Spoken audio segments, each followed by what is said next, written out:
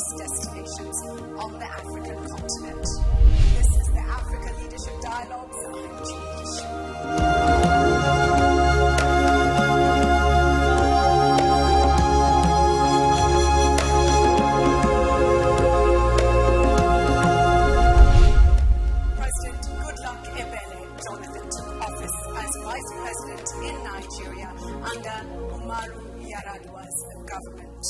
In May 2010, he was sworn in as president following the death of Yar'Adua. He had already served in an acting capacity for several months. He is Nigeria's 14th president, rising from a simple upbringing in Bayelsa State in a family of canoe makers.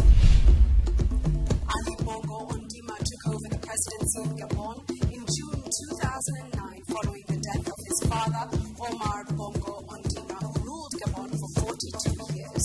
In August 2009, he won the national election with 42% of the vote in the resource-rich African state. Gideon Nahasa Ngula took office as Prime Minister of Namibia in 2005. He's been a member of the National Assembly since 1990. Ngula was born in 1943. He first became a SWAPO organizer in 1980 and humbly describes himself as a teacher on sabbatical. Well, let's get their views on Africa. Those of us who are leaders sometimes see ourselves above the state and our interests above the interests of the state. And that is why sometimes we will even want to manipulate our constitutions to stay longer than necessary. So if we have leaders that see the states as the ultimate, then that is key. Second is a leader. He may not be the best brain. I don't think that you necessarily have to be the best brain to be the president of any country or the prime minister of any country. You don't have to be the strongest person physically or the bravest person to be the president or the prime minister. But you must have the capacity to look at your citizens and identify the competent people and use them properly. So if you do that, you will tap the intellects and the energies of your citizens from within the country and in the diaspora. And they will come and work with you for you to transform your own country. I believe these two are key. The other issues raised by my colleague, the Prime Minister of Ethiopia, are quite fundamental. Should not be a leader that will begin to change based on lethal, primordial things. If you are convinced that certain things are right, you must keep to it. You may have pressure from left or right based on the interests of individuals or other nations. But as long as you are convinced, and of course you alone cannot decide that, you must have a team of competent hands from your state that will work with you. And if you are convinced that that is the right way to go, you must have the competence, and you must be brave enough and bold enough to keep to that for the interests of your own country. It's important for us as a nation to be strong. It's important for us to work together with others, but to first in our own country develop this notion of a nation. In many of our countries, we have peoples, but we are divided. It's important to have one nation with common goal. And then after that, we work with others as African, united. But it's not be a united, weak states of Africa. It don't be united, strong states of Africa. So as I said earlier on another panel, it starts first by house cleaning. By house cleaning, what can we do? And as others have said, we don't put ourselves above the law, but we make sure that we are under the rule of law. And then most, and last and most important, put the aspiration of our people in the core of what we want to do. Attend the aspirations of the people. Make sure. As something strange, it's like you always hear that Africa is rich. and everybody wants a part of it. But Africans are poor. So we want to be in a situation where Africa will still be rich, but Africans also will be rich. And we have to work all together towards that goal. The current and the future African leadership has to define itself from the experience of the last 50 years of African independence. That experience to me is very crucial. Despite many setbacks, in my view, African leaders since independence have attempted to define their vision and their missions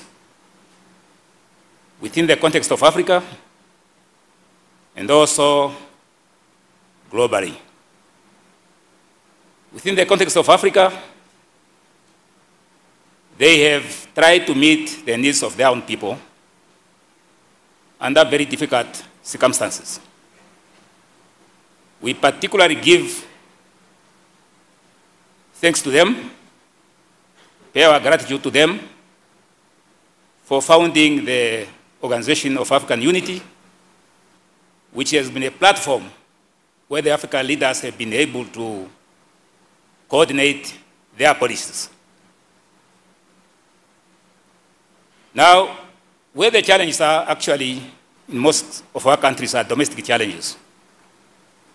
The management of our diversity as populations, the meeting of the social needs of our people, and of course, the issues of governance, democracy, and accountability.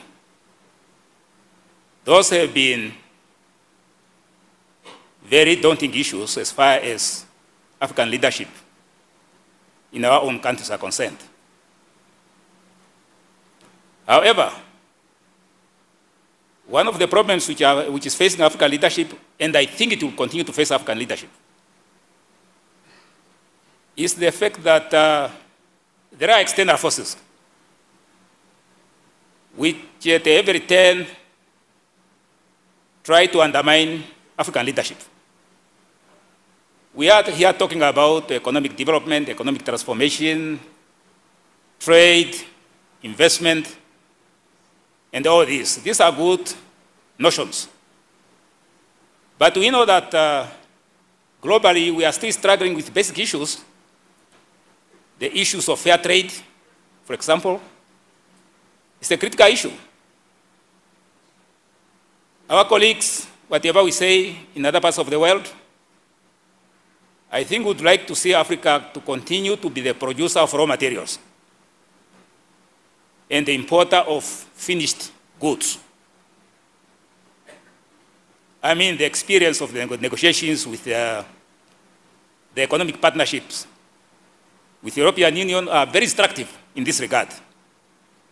What Africa demands is actually to be treated fair, fair trade, and to be allowed to define its future.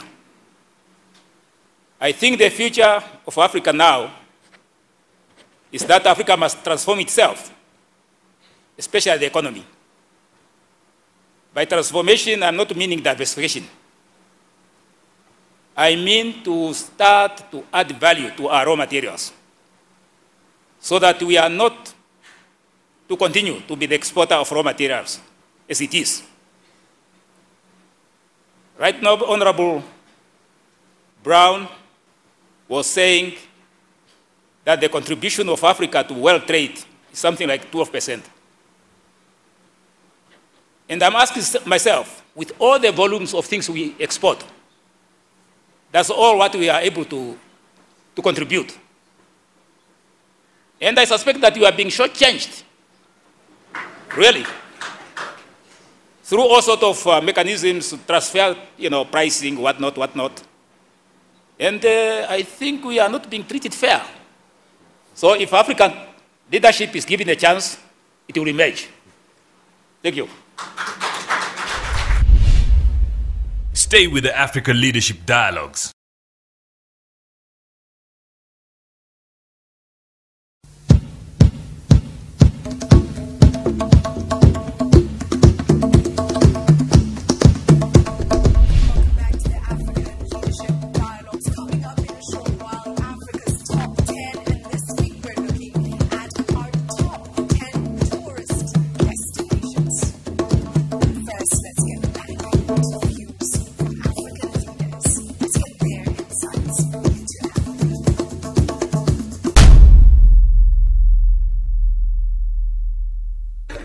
Let's start with the total amount of loot in Africa and what our role as leaders in that loot is.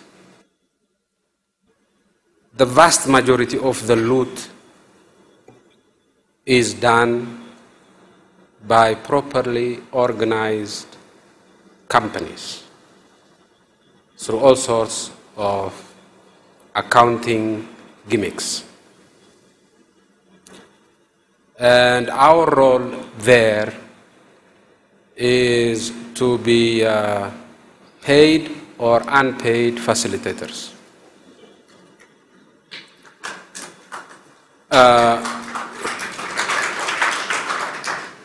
That is a very difficult thing to manage. It's a very difficult thing to manage because our bargaining cards are very limited.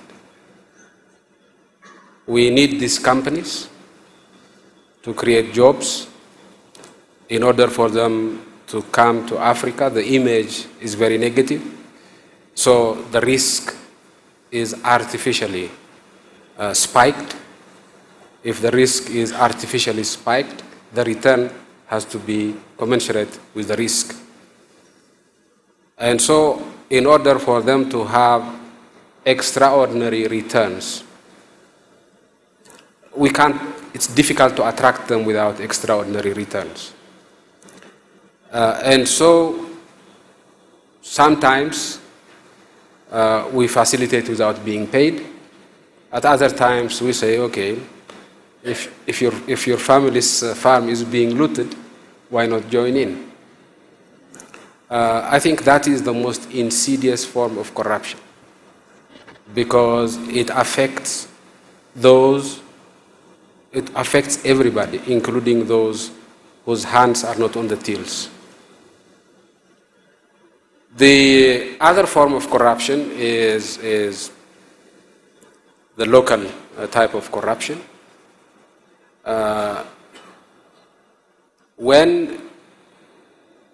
If you go to the National Palace in Tshwane, you will recognize that the South African state commands enormous resources. And everybody wants to access that by fair or unfair means. And you happen to be the arbiter. Over time, you start making small compromises.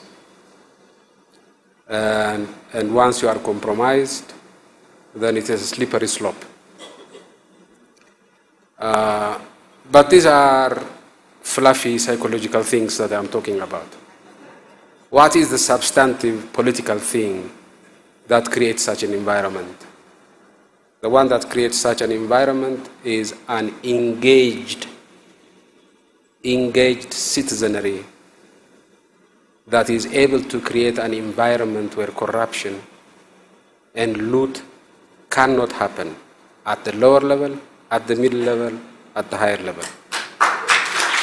And that goes beyond elections once every 4 or 5 years. Leadership is everywhere, even at the family level, at the primary school level, we have senior boys, class monitors, and so on. So as a nation, probably at this level, maybe you may use your own nation as a specific example. So if you look at Nigeria, if you look at the political environment, more than 60% of the politicians who are holding either elective or appointive offices from the states to the federal are very young people. that most of them could be classified as youth. So you really see that as a state, if you take Nigeria as an example, we have been encouraging the young people to grow.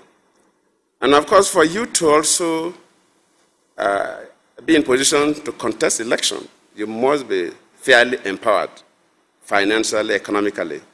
And of course, that is also the reason why, if you look at this government, it's just under 1 year. But we've come up with some robust arrangements. If you look at the You Win program, Youth Empowerment Program, where we believe that young people should not just be encouraged to look for paid jobs, that they have limited income, but we should create entrepreneurs from among the young people. And young people don't have the collateral to access loans from banks. And government feel that the only thing we can do is to create an environment where young people that are very creative should come up with their feasibility studies and we get an international group that is not biased politically or religious or otherwise to assess. And those who we see their proposal worthy based on their need, government gives. I think we are starting with 1,000 something. Ngozi is here, maybe so. We are starting with over 1,000 for the first phase. I think 1,600 or 1,300 or so for the first phase. The idea is that each of these will be an entrepreneur, and in turn will employ from 5 to 30 to 50 people. The people I gave certificates that day, some of them were already employing up to 30 people. To make sure that the young people who are coming are not just, yes, we are creating jobs for people, but that is paid job. There's a limit, except you will become a corrupt person to think about stealing. But if you are not corrupt and you keep to your salary, there's a limit you can save for politics. So you must create young people that must enter into the business world where the money is. We are doing that. That is to help and make sure that young people contest any level of election, young people are prepared for leadership. And of course, in terms of appointment, in terms of election, if you go to the state houses for assembly, more than 80% are very young people. If you go to the local government, the councillors, almost 100% are very young people and the chairman of council. It's only at the federal level where I see people a little more older. But even then, if you go to the House of Rep, almost 30 to 40% are very young people. This is to deliberately encourage them to come up. When my predecessor died, the country for 4 months was run by 2 ladies. The president of the Senate, who became the acting president, and the president of the Constitutional Court. 2 ladies, 2 extraordinary ladies. And we went through that process without any problem. And this was a great, example for people in my country as to what women can do in a difficult situation. So it's also important that we focus on education for youth. And we have found that in Gabon, we're now investing more on education. But we're also saying to leaders, us, do not fear the youth. Because in many cases, sometimes we fear, our youth. And it's important to invest, to acknowledge their importance, to make the youth participate, in every level of society, and to engage a dialogue. You will learn more. And you find that though we all been young and we know what it is, at a certain age, we're not saying that we all want it, to be like, in a revolution, but we want to make things, the youth want to make things move. And where we are now sitting, say, well, I didn't think it was that way when I was young. And then we are able to speak, and interact, and then get ideas from them. And they push us, to be bold in our policies. But you also find that, as I said, to empower women is very important, because you also find that lead, to connected with the corruption, that the least corrupted, are the women, much more honest than men. And then they are an example for us. And we also have to make sure that we are able not to fear, not to see women as a competition, but as an asset, someone that can add and help us. And we could not just encourage, women also to participate more, to run for elected offices, and also to participate and also be active business, leaders. If we are able to do that, there will be in a better and brighter future for us.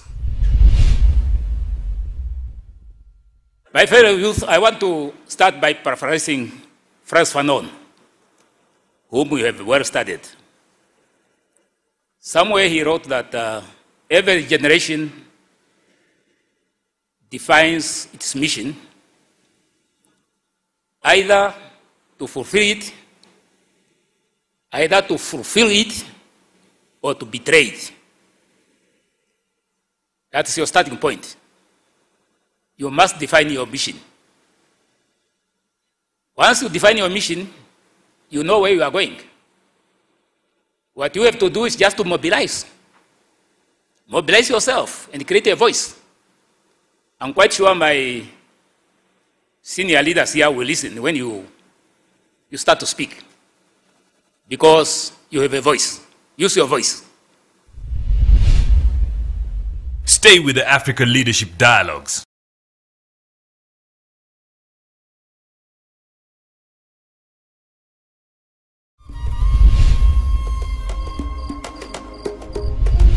It's interesting to get insights from our leaders, and we'd love to know what you think about them. So continue to share your thoughts on the views of our leaders and others who are sharing on various different social media platforms. We'd love to hear from you. To take part in our weekly hangouts, go to our G+ page, Africa Leadership Dialogues. On Facebook, Africa Leadership Dialogues.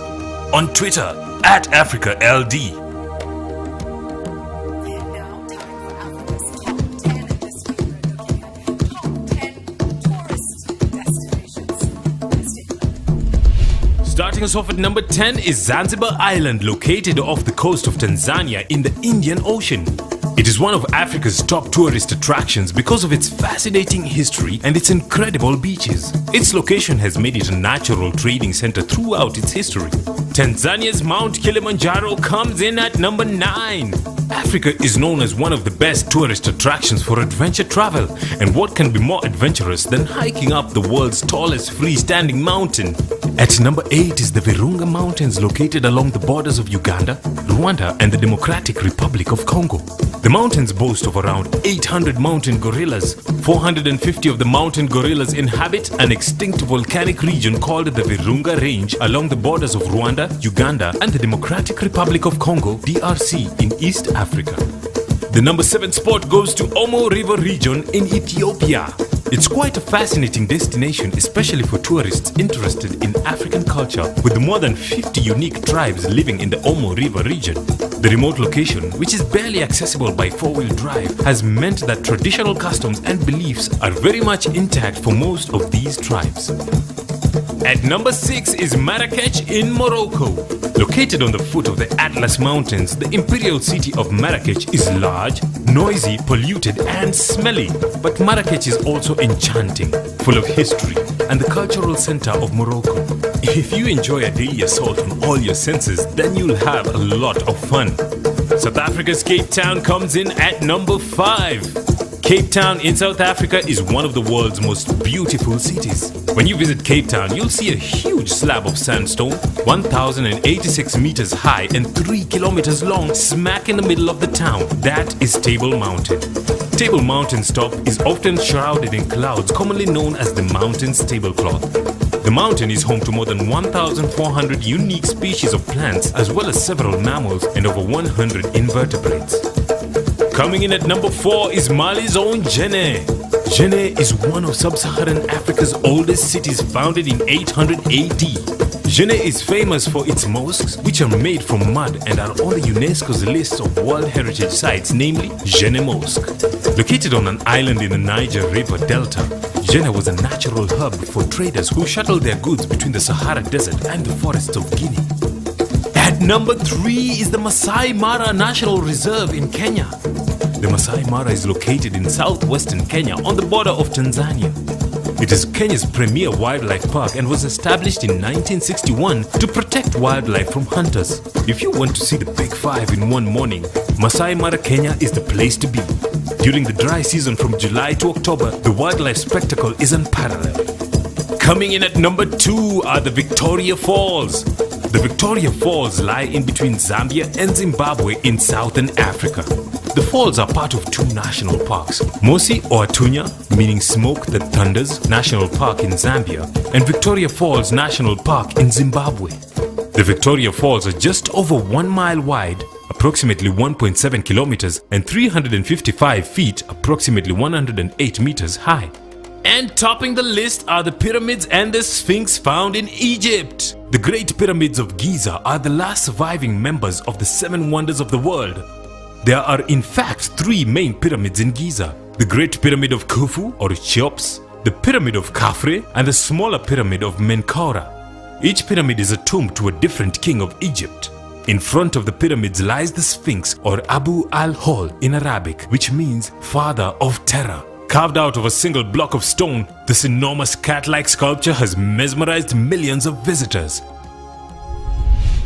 That's Africa's Top 10 this week.